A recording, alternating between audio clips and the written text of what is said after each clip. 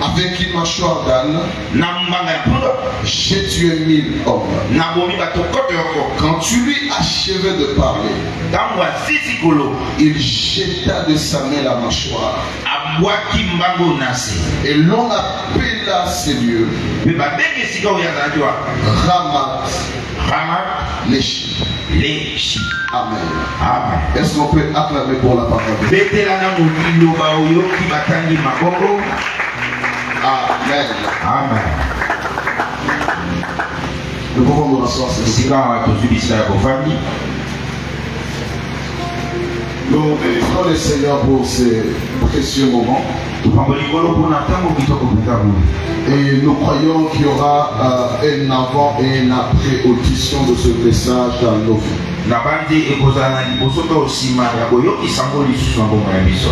Je dis merci à Dieu qui nous a donné la grâce et la force de nous tenir devant son église pendant toute une semaine.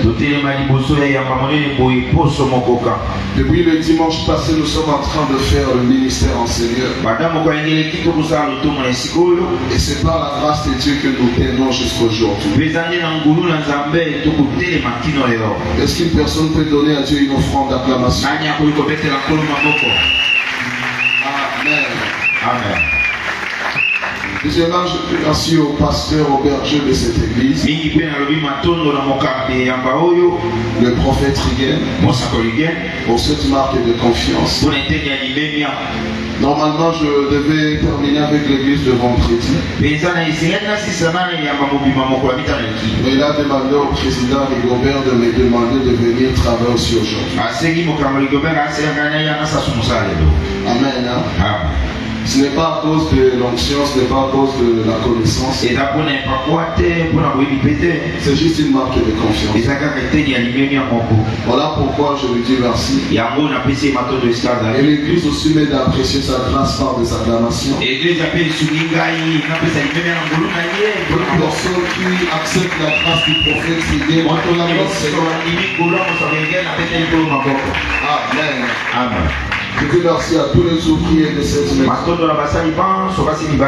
serviteurs et servantes, quel que soit le département dans lequel vous servez le Seigneur. Chaque fois, je ne cesserai pas de le dire, une seule personne ne peut jamais faire l'œuvre de Dieu. L'œuvre de Dieu se fait en équipe. Et votre équipe est vraiment forte. Est-ce que vous pouvez acclamer pour vous-même? Que Dieu bénisse tous les ouvriers de cette maison. Amen. Amen. Moi j'aime déjà le peuple d'ACT. ACT est devenu en quelque sorte une famille pour moi. Quoique je ne suis pas trop ouvert et accro aux gens, chacun a sa façon d'être. Amen. Amen. Mais je vous considère déjà comme mes frères et sœurs. Mes papas et mes mamans. Il y a toujours mon papa, lui je le vois tous les jours quand j'enseigne. Il y a mes deux papas aussi et je le vois tous les jours quand j'enseigne. Même quand je ne veux pas bien prêcher. Quand je vois mes papas là, il faut quand même que je parle.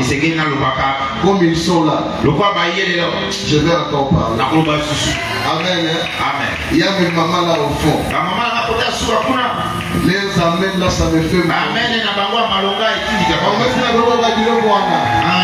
Que Dieu vous bénisse. Donc que Dieu vous bénisse. Même quand je n'ai pas la force, quand je vois mes mamans, quand je vois mes chères soeurs, je dis je dois faire quelque chose. Amen. J'avais pas pu dormir depuis 2 heures du matin. Jusqu'à là, j'ai même sommeil. Mais je vais essayer de parler un tout petit peu. Et le Seigneur va faire quelque chose.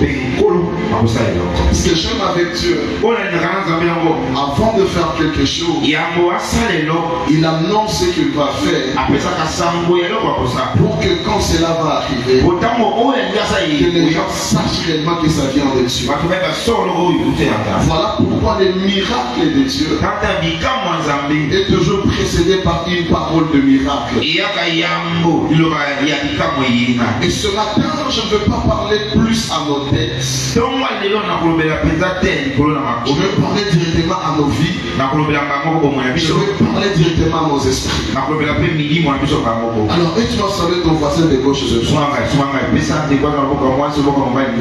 Dis-lui seulement Ramalech.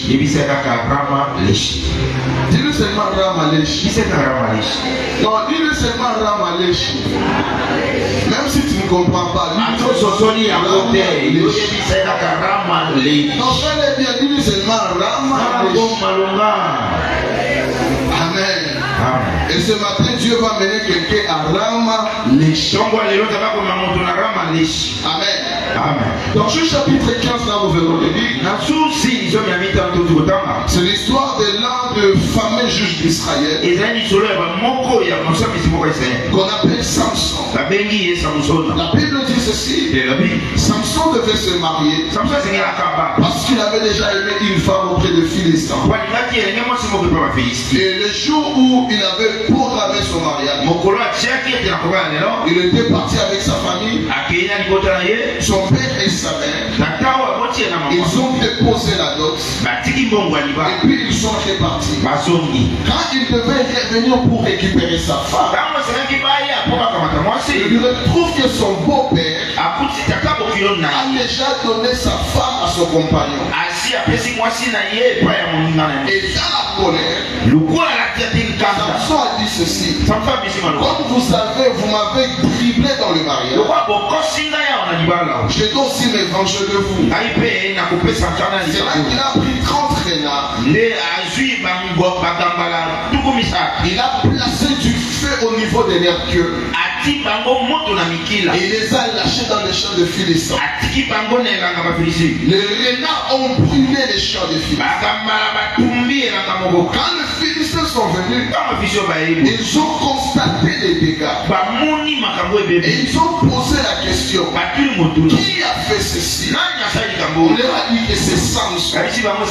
Pourquoi il l'a fait?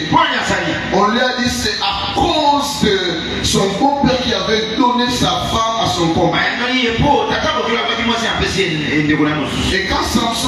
quand les Philistins ont appris ça, ils ont commencé à poursuivre Samson. Et quand ils poursuivaient Samson, Samson est parti se cacher dans la caverne des dames. Les Philistins cherchaient Samson, mais ils ne savaient pas comment trouver Samson. Les Philistins ont placé des gens pour aller trouver Samson, mais personne ne pouvait mettre la main sur Samson. Les Philistins avaient besoin de se venger de Samson, mais personne ne pouvait mettre la main sur Samson, parce que parmi les Philistins, nul ne savait où se cachait Samson. Maintenant, pour trouver Samson, les Philistins sont partis auprès du peuple d'Israël, précisément dans la tribu de Juda. Ils ont dit ceci aux hommes de Juda: si vous ne nous livrez pas Samson, nous allons vous saccager. C'est ainsi que les hommes de Juda, qui savaient là où Samson se cache, sont partis parler à Samson. Ils ont dit ceci à Samson: toi tu connais que les Philistins dominent, mais tu te permets de faire des dégâts dans les gens. Maintenant nous allons te lier pour te livrer entre le mains de Philistins. Et Samson leur dit ceci: si vous allez me lier, ce n'est pas un problème. Donnez-moi juste une seule garantie que vous n'allez pas me tuer. C'est ainsi que Samson et les hommes de Juda, ils ont signé un partenariat. Les hommes de Juda ont lié Samson pour les livrer entre les mains de Philistins. Et quand Samson était lié, la Bible dit ceci: on lui a présenté devant les Philistins. Et quand le Philistin est venu, c'était une armée de 3000 hommes. Quand ils ont vu Samson, leur ennemi, ils ont poussé des cris. Et pendant qu'ils criaient, la Bible déclare, l'Esprit de l'Éternel saisit Samson. Et quand l'Esprit saisit Samson, le corps par lequel on avait lié Samson devait brûler comme du lait qui est brûlé. Et ces cordes ont été cassées. Et ce qu'on avait lié le main de Samson, la Bible dit ces liens tombèrent de main. Et quand les liens étaient tombés, la Bible dit Samson a ramassé une mâchoire d'âne frais. Il a récupéré cette mâchoire. Il a attaché à sa main.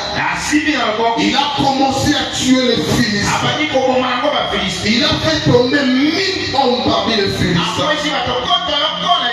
Et les cadavres de ces Philistins ont constitué une colline. L'endroit où cette bataille se faisait s'appelait Lèche. Après avoir tué les Philistins, lorsque Samson jeta la mâchoire, la Bible dit ceci: à partir de ce jour-là, on appela ce lieu Ramalèche. Église, écoutez-moi. Si les Philistins poursuivaient Samson, et ça pour trouver Samson, c'est parce que Samson était caché. Mais pour attraper Samson, on est passé par la famille de Samson. C'est là que je nous ai dit ceci au courant de la Syrie. La cause des problèmes des hommes sur la terre, ce sont les origines familiales. Sans les hommes de Juda, ils ne pouvaient pas attraper Samson. Si les Philistins ne pouvaient pas collaborer avec les hommes de Juda, Samson ne pouvait pas être livré. Bien-aimé dans le Seigneur, il y a des personnes dans ce lieu, ils ont été livrés à des problèmes à cause de la nature et de la catégorie de leur famille. Les origines familiales que tu as déterminent les genres de problèmes que tu auras. Dans Acte 7:51, la Bible dit ce que vos pères ont été, vous l'êtes aussi. Cela veut dire ceci: le problème de votre famille sont vos problèmes. Le combat de vos parents sont vos combats. La maladie de vos parents sont vos maladies. Quand le monde des ténèbres ne sait pas mettre la main sur toi, le monde des ténèbres passe par ta famille. Si Dieu t'a amené dans ce séminaire, c'est pour te délivrer des réclamations et des combats de ta famille. Voilà pourquoi toi qui m'écoutes ce matin, si les autres ont été livrés par la famille, je déclare et je décrète sur toi, toi tu vas les échapper. Je dis toi tu vas les échapper. Je dis toi tu vas les échapper. Je dis tes enfants vont échapper. Si la famille de ta mère t'avait livré, tes enfants ne seront pas livrés par cette famille. Si la famille de ton père a livré ses enfants, toi tes enfants ne seront pas livrés.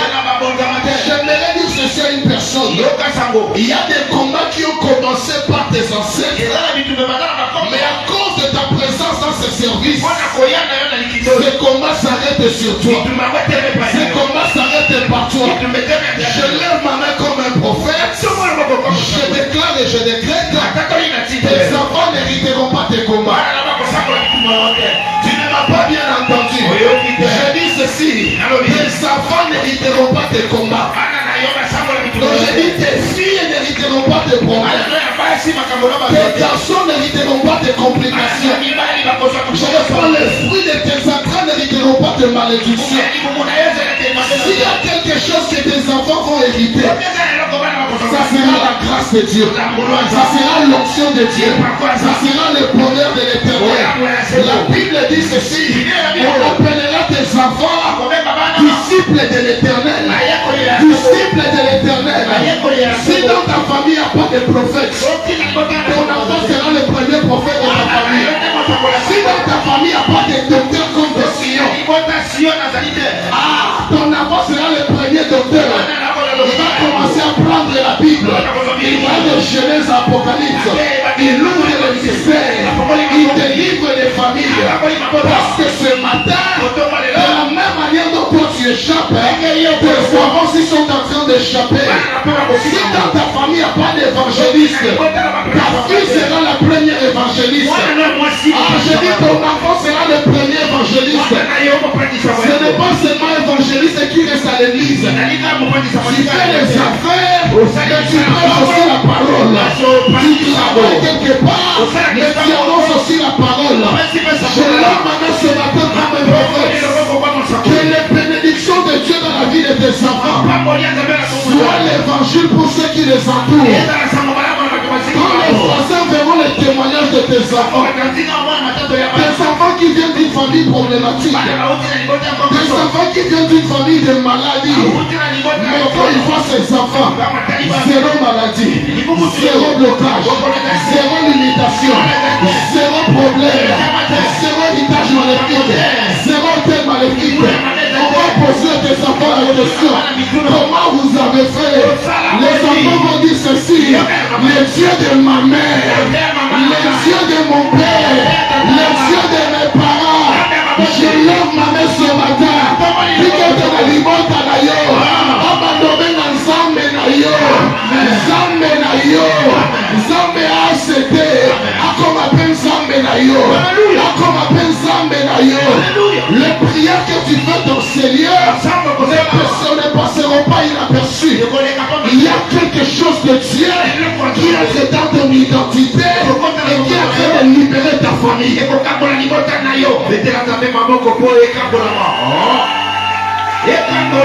Alléluia. Amen. Mais ça fait du bien. À tes enfants servent le Seigneur. Moi, même si je n'envoie pas de l'argent à mes parents, des fois quand ils voient mes vidéos, ça c'est notre fils. Ça c'est notre fils. Quand ils arrivent à l'église, on dit le parent du docteur arrive. Même si je ne suis pas à Goma, on respecte mes parents à cause de moi. Moi je prie ce matin, on commence à te donner des places à cause de ton enfant. On commence à t'honorer à cause du fruit de tes entrailles. Si les enfants des autres sont des Koulouna, toi tu n'inventeras pas des Koulouna. Si les enfants des autres sont des enfants de la rue, toi tu n'inventeras pas pour la rue. Toi tu inventeras pour la présidence. Tu inventeras pour le ministère. Tu inventeras pour le parlement. Tu inventeras pour le Sénat. Tu inventeras pour de grandes choses. Je prie ce matin, accouchant la chair de l'Éternel. Aucune mauvaise chose ne passera par tes enfants. Alléluia. Amen. Comme les hommes de Juda étaient incapables en face de Philistin, ils sont partis lier Samson. Et le soulèvement ici très bien. Les hommes de Juda disent ceci à Samson: nous allons te lier, mais nous n'allons pas te tuer. C'est la même chose que le diable fait. Il sait que tu aimes tellement la vie, il te laisse en vie, mais il te lie. Et quand tu es lié, tu vis, mais tu n'as pas la joie de vivre. Alléluia. Amen. L'objectif des liens dans la vie des enfants enfants de Dieu. C'est pour compliquer leur vie sur la terre. Chaque jour je le répétais, nous n'avons pas été sauvés pour aller directement au ciel. Nous avons été sauvés pour manifester Christ sur la terre. Les ciels sont les cieux de l'Éternel. La terre appartient aux hommes et aux fils de l'homme. Alléluia. Qui veut aller au ciel ici?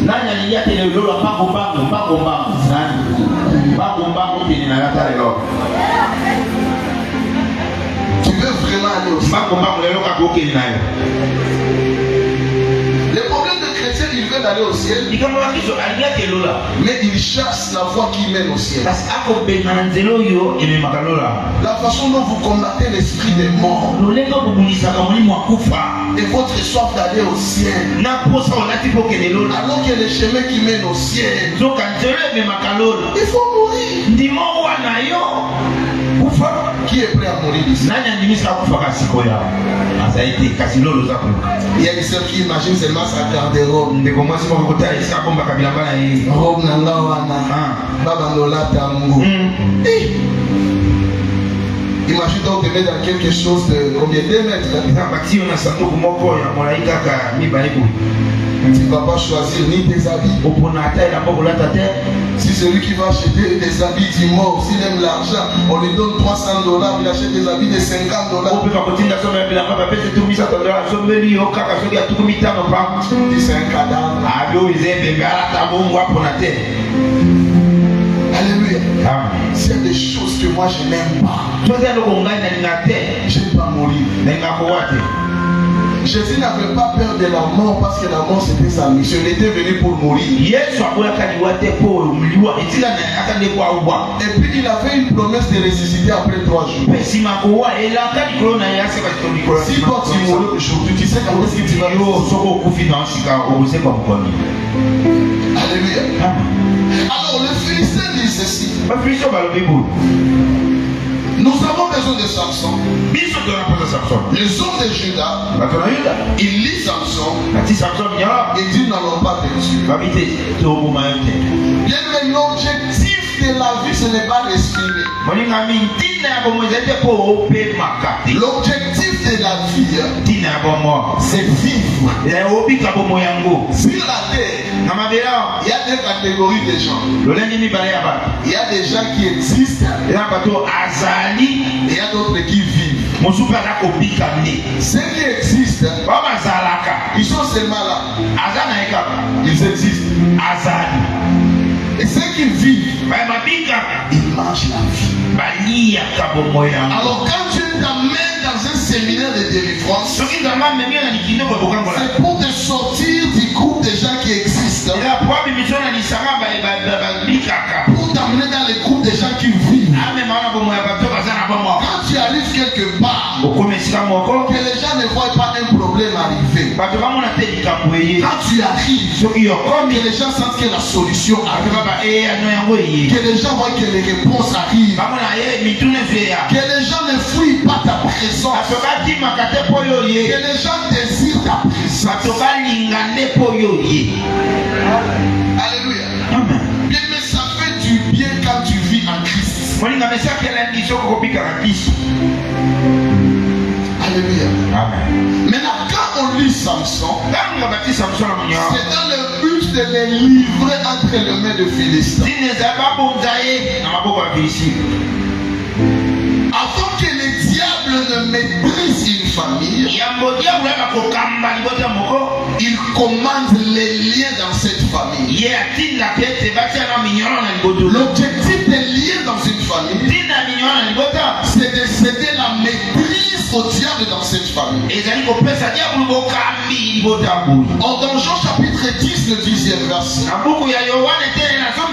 la Bible dit ceci: les voleurs, il ne vient que pour détruire. Il ne vient que pour voler et égorger.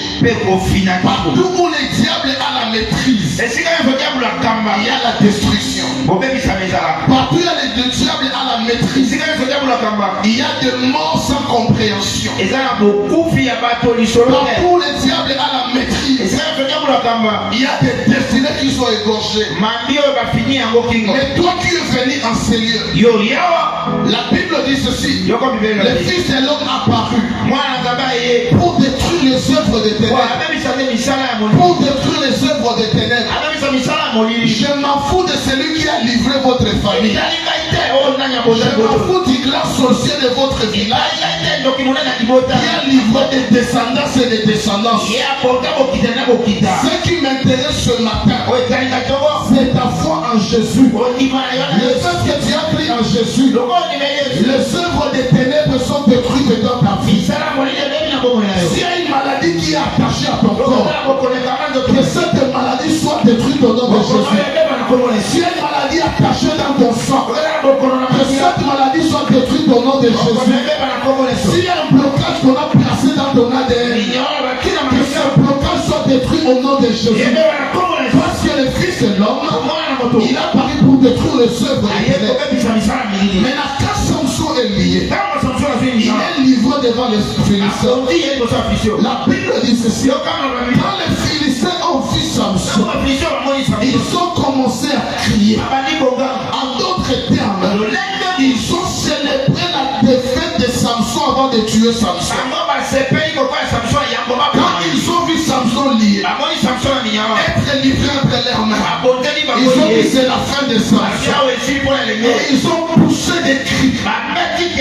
Et pendant qu'ils poussaient des cris, la Bible dit ceci: l'esprit de l'Éternel saisit Samson. Et je vais poser la question: pourquoi l'esprit de l'Éternel n'a pas saisi Samson pour le délivrer des liens avant la venue de Philistins?